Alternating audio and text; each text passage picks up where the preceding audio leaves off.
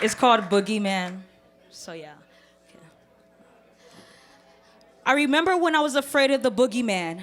Sleepless nights forcing myself to stay awake, otherwise he'd come out to play. His touch was like acid and it laced me with hate. Fingertips trailing across my skin, causing me to cringe from within because this was the kind of embrace that even if no one ever told you about, doesn't feel okay.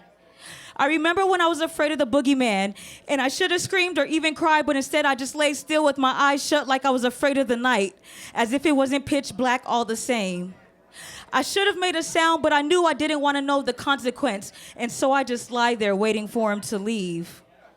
I remember being afraid of the boogeyman, and I should have been filled with joy to be awake, to see another day, to feel the sunshine bright on my face. But it's a nightmare when your monster exists in the daylight, and you're forced to fake the family bond where you pretend everything is great, as if he wasn't just in my room a few hours before the sun rose.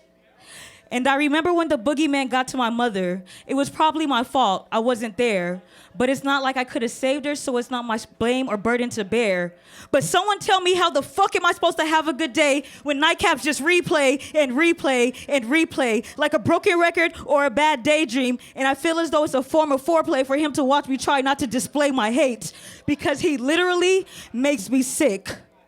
But no one believes in the boogeyman, so my night terrors don't exist. And just like being hit with fist after fist, I'm forced to take each blow as they're thrown my way, because who would have believed me anyway?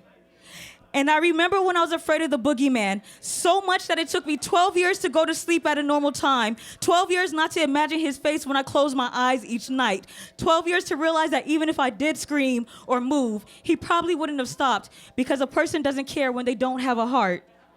And I remember when I was afraid of my brother, but nobody knew. No one knew what I went through. Even when my mother got his full disgusting embrace, no one knew. Even when I worked the roads down and expressed it through paper, no one knew. No one knew that every day for almost 2 years, starting at the age of 8, I was touched by him. But now you do.